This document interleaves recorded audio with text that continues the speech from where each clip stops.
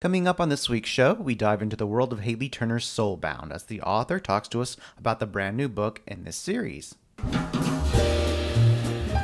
This is the Big Gay Fiction Podcast, the show for avid readers and passionate fans of gay romance fiction.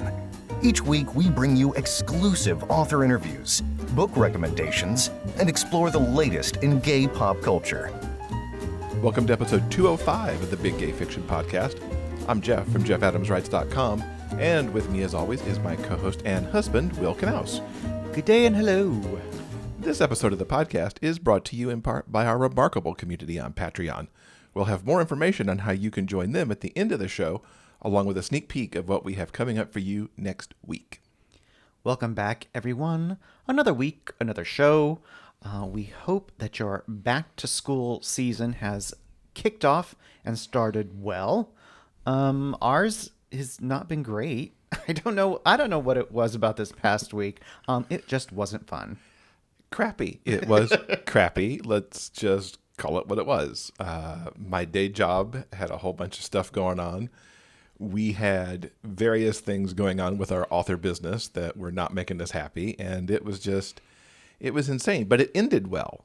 Yesterday, Saturday the 7th, was our 22nd wedding anniversary. So at least we ended the crappy week with some really good awesomeness. So I am glad to be married to you for all these years. Happy anniversary to us. Indeed. I also had my own little back to school thing going on this week as I started a masterclass where I'm going to be working on my new hockey romance novel. And that's a great moment to remind everybody that we do have a new podcast, the Big Gay Author Podcast, where we actually discuss our writing journeys and things that are going on over on our author business. And if you'd like to join us over there and hear more about that masterclass, you can check it out at biggayauthorpodcast.com, where we drop new episodes every Saturday. Hi, I'm Jay from the LGBTQ romance review blog Joyfully Jay. At Joyfully Jay, we review tons of LGBTQ romance, as well as romantic fiction and nonfiction. We review ebooks, audiobooks, and even the occasional movie. We typically review about 18 books a week, so Joyfully Jay is a great place to hear about new releases, catch up on books you may have missed, and find some new favorites.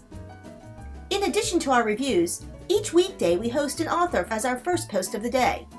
This gives readers a chance to learn more about new releases, get exclusive excerpts, find out about the author, and participate in great giveaways. Each author post on Joyfully Jay is exclusive, so you get access to book and author information you can't find other places. At Joyfully Jay, we love LGBTQ romance and are excited to share it with you. Stop by the blog at joyfullyj.com. You can also visit us on our Facebook group, The Joyful Jays. We'd love to have you join us. Yes, it is that time of the year again. I don't know about you, but I noticed in my social media feed that several news outlets reported on the complete list of Hallmark holiday movies going to be coming our way. Yeah, and that's not long away because they start at the end of October. You know, it's barely pumpkin spice season, and we're already thinking about Christmas. And as over September as I already am, I'm very much looking forward to the holiday season. As I was perusing the list of movies coming our way, I wanted to take note of a few that were starring some out and proud actors that we're certainly fans of. The first one is called A Merry Christmas Match, and that's going to be premiering on October 25th. And it stars Kyle Dean Macy, a former Broadway baby, and he's also an alum of the TV show Nashville. He's going to be co-starring with Ashley Newbrough. And this movie is about Corey, who works in her mom's antique shop. And she's going to be putting on a Christmas pageant in honor of her late father.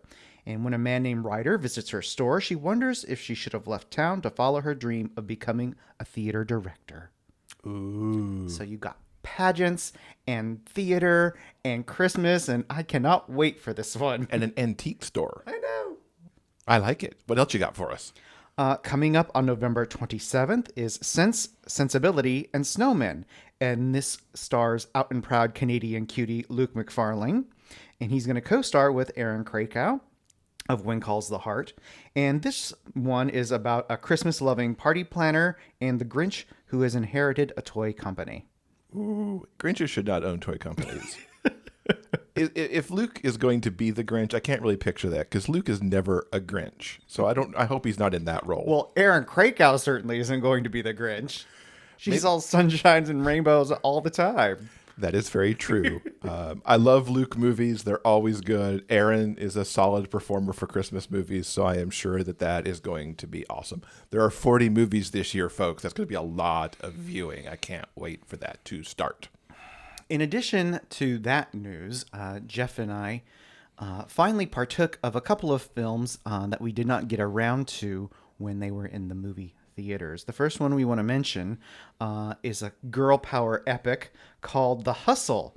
And this is a sort of gender swap version of Dirty Rotten Scoundrels that starred Anne Hathaway and Rebel Wilson. Rebel is sort of the newbie to the con artist game, and when she makes her way to the French Riviera, she encounters expert pro con artist Anne, and Anne sort of takes Rebel under her wing and shows her the ropes, and eventually they both enter into a bet to see who can win over the affections of a young tech billionaire, and hilarity, of course, ensues. Oh my gosh, this movie is so dang funny. I really, really enjoyed it. I think Anne and Rebel are like at the top of their game. Yeah. Yeah, I loved it. I mean, this is Rebel's kind of movie and the kind of role that she plays, but she did it. She was over the top good here. And Anne, I adored Anne in this movie. Her sophisticated con artist lady was so awesome. And I like the tech guy, too. He was very much in the vein of what we saw in the Facebook movie with how tech billionaires behave. I loved everything about it. I can't believe we waited this long to see it. Mm-hmm. Something else we saw this past week was A Simple Favor. This movie came out late last year. And once again, Jeff and I decided not to leave the house and go see it. But I really wish we had. I'm so sorry that it's taken us this long to get it. This is a really unique movie, and I think part of the problem is that its uniqueness made it difficult for Hollywood to sort of like pigeonhole it and sell it correctly, because I didn't even know this was a comedy. Yeah, I didn't either. I thought it was going to be a much more of a taunt thriller sort of film. So A Simple Favor is essentially what you get when you mix chick lit with psychological suspense. It stars Anna Kendrick and Blake Lively. And Anna Kendrick is sort of a stereotypical stay-at-home suburban mom. She even has a mommy blog. And she's all about, being the best mom possible and volunteering it, for all of the fun fairs at school, that kind of thing. When along comes Blake Lively, she's the cool mom. She's got like a high-powered job in the city. She swears. She walks around in designer suits. She drinks cocktails all day long. And they become unlikely friends. One day, Blake mysteriously disappears. And the rest of the movie is about Anna discovering that Blake Lively's character wasn't everything that she said she was. And eventually we find out that Anna's character, there's a lot going underneath that sort of demure exterior.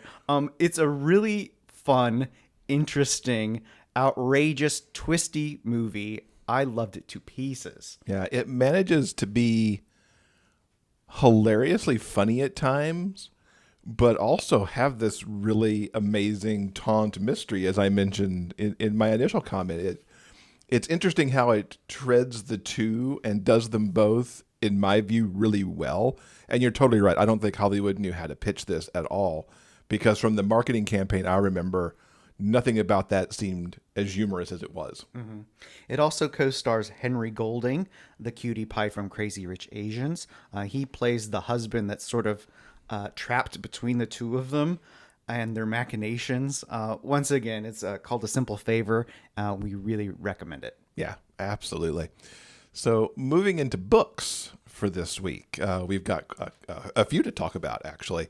I am super excited to talk about this first book. When I talked to Julian Winters back in episode 185, he described his new book, How to Be Remy Cameron Like This. It's kind of an exploration of what labels mean to us, but it also has a great family dynamic.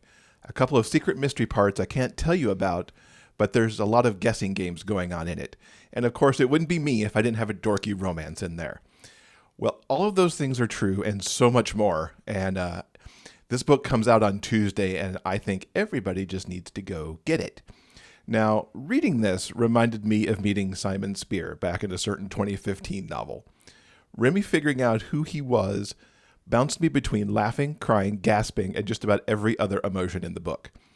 Julian showed a tremendous grasp of writing teens in his debut with Running with Lions, but he's leveled up beyond expectations with Remy Cameron. So the quote I gave you from Julian gave you the basics on the book, but let me dive in just a bit more for you. Remy's a super popular guy. He's out, he's proud, he founded his school's GSA, he's one of 5 black students at the school, and he's adopted. There's a lot of labels there. Now, basically everybody likes him, and his confidence gets him very far in life. He's endured a breakup, but now he's got a crush on someone new, which is where that dorky romance comes in. And when he starts to falter, though, is when he's tasked to write an essay about how he defines himself. Now, this is crucial for his AP course because he wants to impress the teacher who holds the key to a recommendation for him to get into Emory. The essay sends him into a tailspin that he doesn't even know how to adequately discuss with his friends or family. Now, it's hard to break down what I love about this book because I honestly love all of it. I can't remember the last time I've highlighted so many passages in a book so I can return to them later. The story has an unfiltered look at how high school works. Remy notes that his high school is progressive in many ways. They've got a female quarterback and a Latinx junior class president, but then there's the flip side where Remy, even though he came out freshman year and is GSA president and has a large circle of friends and acquaintances, can still draw the whispering kind of attention if he wears a rainbow pride shirt to school. Remy's also very aware of how his race and his being adopted plays into his everyday life, even to the point that he notes that he was once wanted by a guy simply because he was black, and that race can be a deciding factor of being desired or rejected before anything else is considered. It's these kinds of truths laid out that makes this book soar. Now, Remy's not the only smart, witty teen in this book. When it comes to talking race, sexuality, and labels, his friend Brooke wisely says, "Don't let others take pride in who you are. Your race, sexuality, whatever, away from you. They didn't give it to you, and they have no right to snatch it away." That's just a great truth right there in the midst of all this book.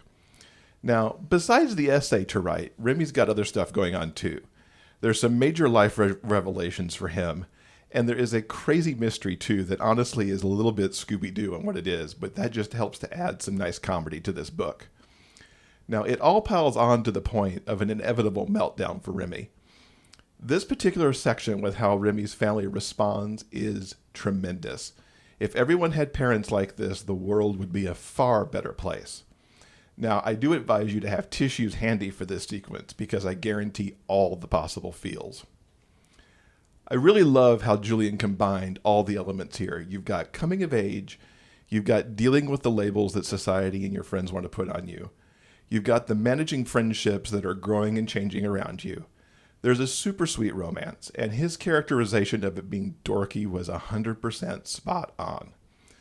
The mystery shenanigans at school and discovering all this stuff about yourself, it could be in the hands of some other author, it could become a mess of too much story, but Julian keeps it all tied together and centered on the terrific character of Remy Cameron. Remy's voice is strong too, with the book written in first person, present tense, and that's just like how Simon and versus the Homo sapiens agenda was. This story has a right now immediacy that is perfect. So yeah, if you can't tell, I highly recommend How to Be Remy Cameron by Julian Winters. The paperback is on its way to me, so I could put it up on my shelf of all-time favorites right next to Simon. And I'm excited too that Julian's already announced The Summer of Everything, which is coming out in August of 2020. You can be sure that I will be pre-ordering that as soon as it's available. So that's my reading that I've had going on. What have you got for us? So I want to quickly talk about two fantastic books I read this past week. The first is The Unexpected Heiress by Frank Butterfield, and this is the very first book in the Nick Williams mystery series. There are 30 books in this series so far. Which is just incredible. Way to go, Frank. In the time it's taken us to start this show, I think Frank has released 3 more books. Anyway, this first book I really, really enjoyed. I liked it far more than I thought I would. The story itself is actually a little bit on the short side, but boy, does it pack a punch. It sets the stage for all of the adventures to come. The story kicks off with Nick Williams. He is a PI in San Francisco circa the early 1950s, and he just so happens to be the richest homosexual in San Francisco. And the first case he gets is when a lawyer, friends of his, asks Nick to look into who helped a Hollywood star keep his name out of the papers when there was a raid at a local bar. And that's sort of like a traditional detective story setup. But that's not actually what the whole book is about. This particular case leads to the formation of some friendships and alliances that will play out in later books. But the actual case that Nick Williams is investigating is the mysterious death of his sister. She dies in a car accident, and when he looks into that, he discovers that she had far more money than anyone else previously thought. Hence the unexpected heiress. So it's his job to find out who knew about the money and why they would want to kill her. Gosh, this book is so good. So many terrific characters. Nick Williams is amazing. The next book I want to talk about is Anticipating Temptation. And this is the third book in Silvia Violet's Anticipation series. So once again, we return to the mountain town of Anticipation. And this story focuses on Rob, the handsome new bisexual in town, and he buys a ranch, and he needs someone to kind of cook and look after the house, essentially a housekeeper. So enter Marty. He works at the local bakery. He's a character that we've been introduced to in previous books, and he decides to go ahead and take this summer job working for Rob because he needs the money. He's trying to build a new business, essentially a catering business for the town of Anticipation. Now, there's instant attraction between Rob and Marty. So the first part of the book is sort of like a should we, shouldn't we, sort of classic boss-employee relationship kind of thing going on. But essentially, they give in to their passions. And as it turns out, Rob likes to take charge in the bedroom, and Marty does not have a problem with that at all. So the rest of this book sort of explores Silvia Violet's unique twist on daddy kink and billionaire romance trope. It's really wonderful. As the story progresses, Marty has to learn how to trust, and Rob has to realize that money actually can't solve everything. What I think is interesting is I've read a couple of different books where the wealthy character, there's usually, when it comes to billionaire romances, it's all about the financial disparity. Usually one character has a lot of money and power and one of them doesn't. And it's about how they navigate those differences. And in this book, Marty is having financial problems. Specifically, he needs investment to get his catering business off the ground and start his new life. And Rob just wants to give him the money because duh, that's going to solve everything. But he, needs to come to realizes that Marty doesn't necessarily just need the money. He needs to understand that Marty has to be able to stand on his own 2 feet. And there are other ways that they can achieve that together as a couple. So I really enjoyed that aspect. Also, Marty's evil, abusive ex-boyfriend shows up, but he does not need saving. Marty takes care of things all by himself, So I really enjoyed that character growth and character arc as well. So as most of you know, I've read all three of these books in the Anticipation series, and I've loved every single one because I like the way Silvia takes traditional romance tropes and cranks the heat level up to 11 and makes them a whole lot of fun. So it's no surprise that I highly recommend Anticipating Temptation. I think you should all check it out. Now, if you're interested in learning more about the books or movies or anything else we've talked about in this week's show, all you have to do is go to the show notes page for episode 205 at biggayfictionpodcast.com. Want to hang out with us between shows? Check us out on Facebook. You never know what we might post. News about book sales, bonus video content, and maybe even a live broadcast or two. Like us today at facebook.com/biggayfictionpodcast and see what we get up to next. This week, we finally bring Hailey Turner to the show. Hailey's been someone that we've heard all kinds of things about from Lisa over at The Novel Approach because she loves the Soulbound series so much. And with a new book in that series coming out this week, it was the perfect time to have her here to talk about not only that series, but her Metahuman Files series as well. So let's get to that. Thanks for coming to the podcast, Hailey. It's wonderful to have you here. I'm so excited to be here. Thank you for having me. It is our pleasure. We've heard so much from our contributor, Lisa, over at The Novel Approach about the Soulbound books. She raves about them on the show all the time. I know she's looking forward to this new book. So let's kind of dive in here and talk about the series for folks who may be unfamiliar with Soulbound. All right. So Soulbound is an urban fantasy with a gay romantic subplot, and it's set in a world where magic is known. I have gods who walk the earth, and my main character is a mage who is in desperate need of a vacation. I haven't given him one yet. So 2 books in and he's still looking for the vacation. He still needs one. He's still not getting one. It's more, think more like the classic urban fantasies that were really big in the early 2000s. That's kind of the style of the series versus I know paranormal shifter stories are very big in gay romance, but it's a little different than that. But it's still within kind of the fantastical element genre. Now, the third book, A Crown of Iron and Silver, is coming out on Tuesday, September 10th, so right around the corner. What's going on for this guy in the third book, besides, of course, not getting that vacation? Well, I have a different pantheon of gods in every book. So in A Fairy of Bones and Gold, I started with Greek gods because I feel like pretty much everybody knows the Greek gods, and those are easy to draw readers into it. Also, as near and nigh, I brought in some Aztec myths, folklore, death saint, and some native mythology. In A Crown of Iron and Silver, I'm introducing gods and goddesses from the Celtic myths. So those have various different origin stories, kind of pulling from different ones. So I've got some from Ireland, Scotland, and Wales in order to tell this latest story, and I'm really excited to kind of play around with them. I'm hoping that the readers will like my take on the Fae and everything. So I'm interested to see how people will receive it. When I told Lisa that we were going to be talking with you, she was really curious about your creative process and how you choose your characters, because you do have so many of these methodologies in play in these books. I am a plotter. I can't pants to save my life. So when I start a series, I know the beginning, I know the middle, I know the end. I know what needs to happen in every book in order to kind of push me along to the final climactic battle that will happen. So I know every single character that needs to come on page. It takes me a bit to kind of flesh them out because some of them I won't touch until I actually get to that book. The main ones I'll know right from the beginning.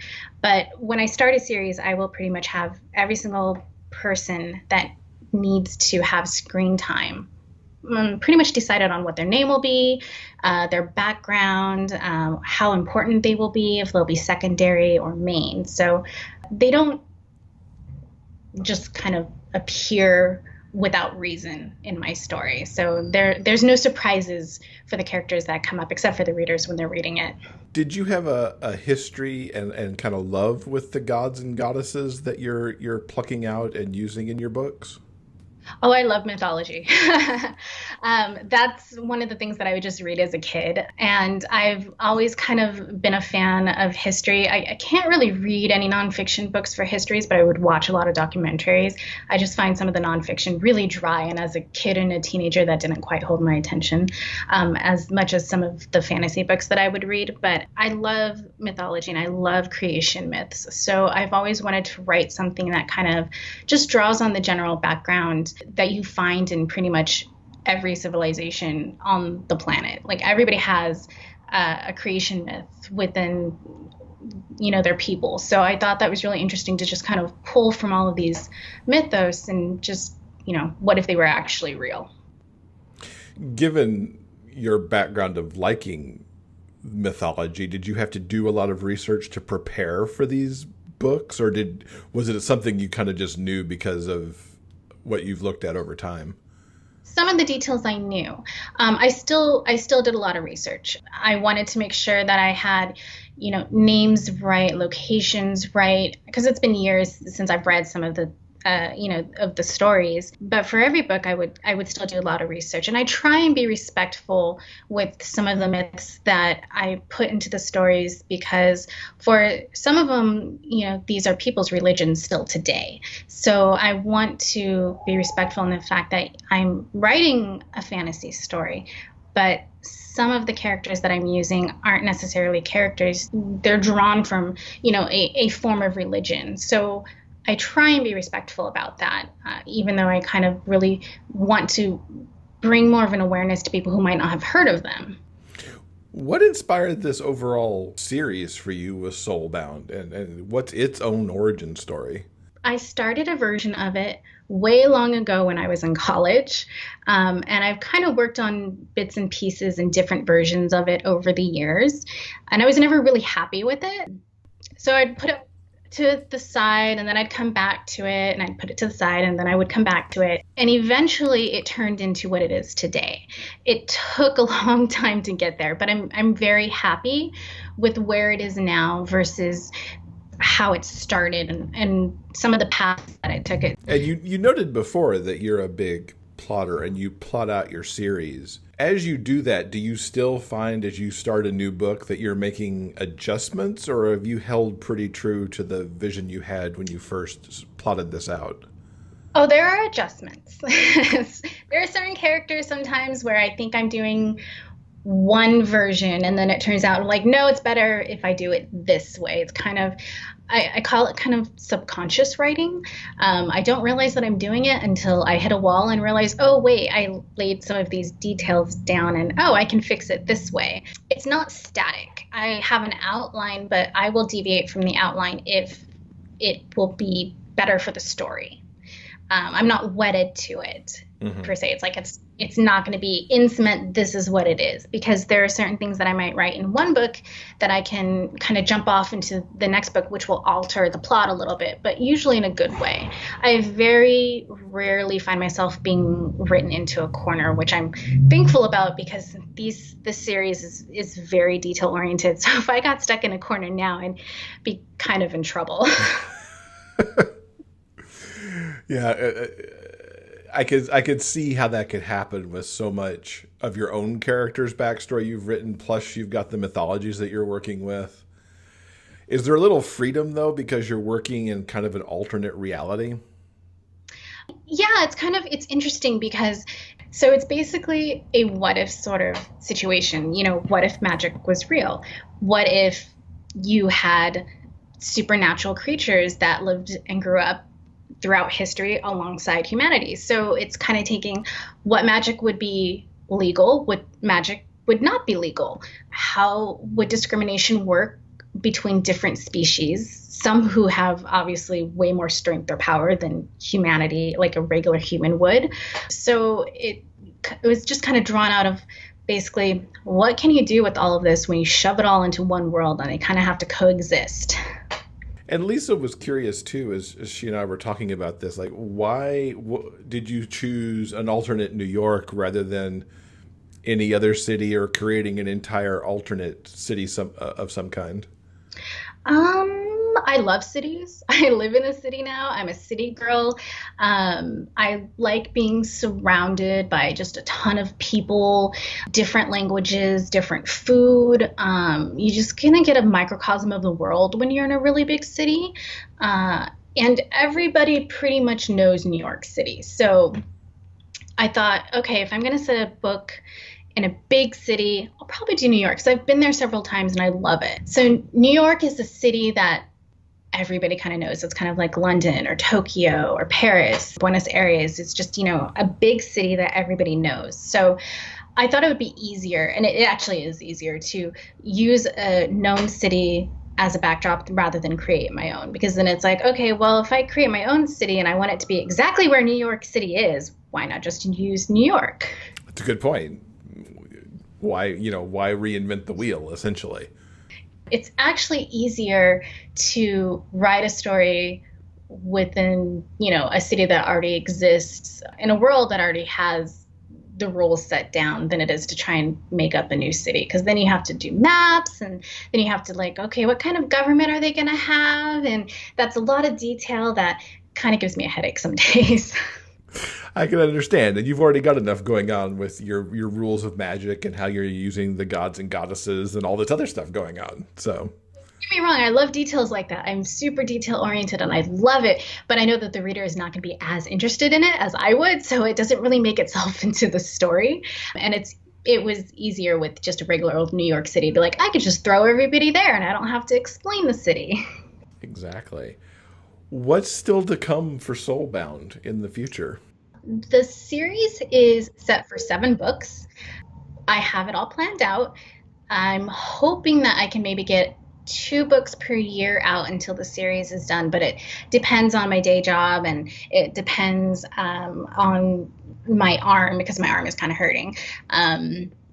So because I don't want to rush the books, there's just so much involved with them, and I want to do it justice for the story, but also for the fans. Mm-hmm. So I never know when the book is going to release until I finish writing it. And then I can give a vague idea of when I can actually set a release date and then work my way towards getting through all the editing process and the promo process and making the fans happy when I announce the release date. Now, you've got another series, which is a sci-fi military one it's the Metahuman Series. Tell us a little bit about that one. Oh, I like to describe it as kind of like a sexy gay X-Men series. I know that sounds really silly, but I love comics. I grew up reading and collecting comics as a kid. I unfortunately don't own very many comics these days because I've moved a lot, and it's a lot easier to move without a ton of books, unfortunately. Metahumans is set in the near future. Pretty sure it's about 250 years in the future. I say pretty sure because it's been a couple of years since the first book came out. And I kind of extrapolated with the whole climate crisis going on. So it's set in an Earth it's our Earth. It's set in the future, but it's kind of been ravaged by climate change. So there's less population, but there's still kind of some spacefaring stuff going on. There's classist issues between the haves and have-nots, but there's also just a lot of not a lot, but there's an issue of terrorism in the book in regards to the splice chemical that turns people into these metahumans. So it's basically about a team who's been turned into metahumans, and they have to go after the bad guys. And gay X-Men, how could you not want that? Exactly. What is it that attracts you to the sci-fi, military, and urban fantasy genres? I've always loved fantasy and science fiction. Ever since I was a kid, I can remember that's what I wanted to watch on TV. That's what I wanted to read. I would always want to read the science fiction and fantasy books at my local library that I wasn't quite old enough to read. And I remember my dad had to actually go and write permission for me to check those books out. But I've always just loved the fantastical ideas behind it. As for the military aspect, I never personally served, but a lot of my family members have, and my grandfather survived D-Day during World War II. So kind of the military has been in the background of my life, and I've known several vets over the years. I'm not a big fan of the military decisions our country has made in my lifetime and our past But from an author point of view, using the military as a story option is, it's something that you can build around. And I've found it useful in the sort of story that I wanted to tell with Metahumans. Who are some of the authors who've influenced what you're writing these days? I always say this, but it's always true. Tamara Pierce. She doesn't write urban fantasy and she doesn't write sci-fi. It's like medieval young adult fantasy. But I read her books when I was a kid, and they've been a huge influence in my reading and my writing. All of her protagonists are female, but it was always just like strong girls who were going on these quests and everything. She's just a really lovely author person. I like David Weber for kind of the space opera military sci-fi. That's a very long series though, and I'm not caught up with like the last 5 books, but those two specifically, I think for just sci-fi and for fantasy at the moment are really the ones that I can remember reading and having had a strong influence from. And your bio says you started writing as a child. What got you started, and what was fueling your imagination at the time? Wanting to read books that I couldn't find.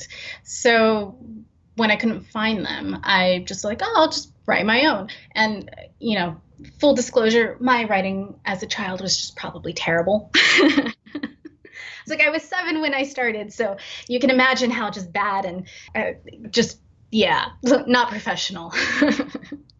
But it was fun, and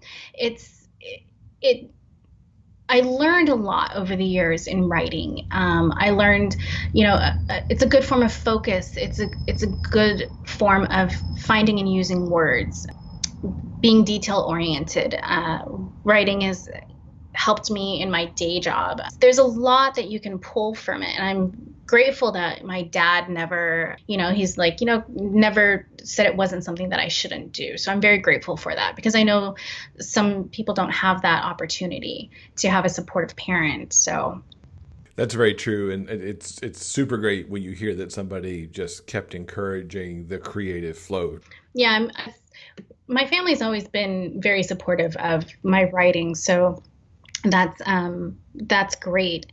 When I told them that I was writing gay romance, my dad was more surprised that it was romance than it was gay. So, because he's like, wait, are you still writing the ones with the explosions? I'm like, yes, Dad, they still have explosions. That's awesome.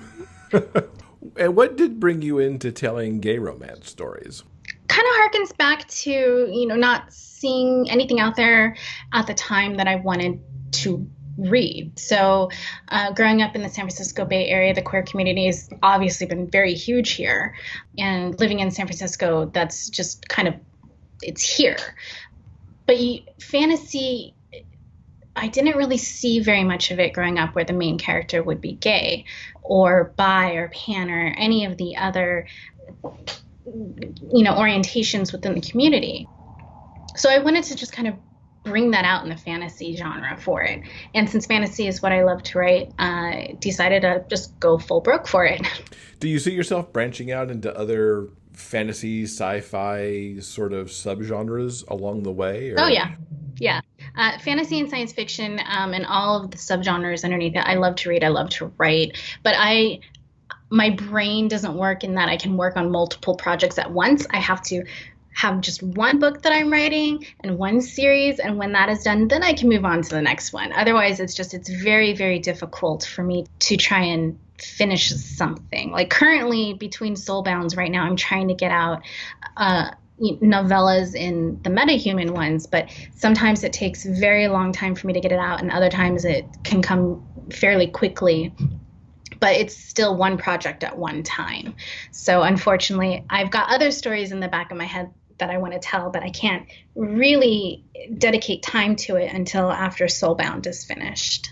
And in terms of your reading, while you're working on the urban fantasy of Soulbound, does that mean you're trying not to read similar books? Or I have a policy where if I'm currently actively writing, I try not to read stories in the same genre so that I have this fear that I'm going to, through osmosis or something, absorb another author's ideas or characters. So I try not to read. I know that sounds silly, but I try not to read when I'm writing, at least the books within my genre, although I have a hard time trying to find time to read to begin with because my day job kind of is super busy. So when I come home, it's do I write or do I read? And usually the writing wins out. As I'm sure your fans are very happy to hear. I hope so. I'm just like, oh.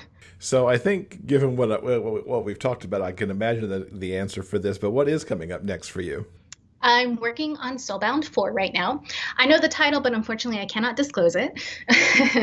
So I'm continuing Patrick's and Jono's march to the end. I know that sounds really ominous, but it's not, I promise. Nobody's going to believe. Well, the march to the end could just get, like we talked about, get the poor guy a vacation at the end of book 7. My lips are sealed. Of course, yes. We don't want to give up any spoilers here for sure.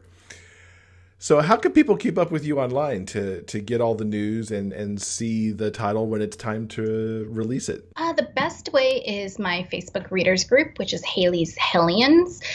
Barring that, it would be on Instagram.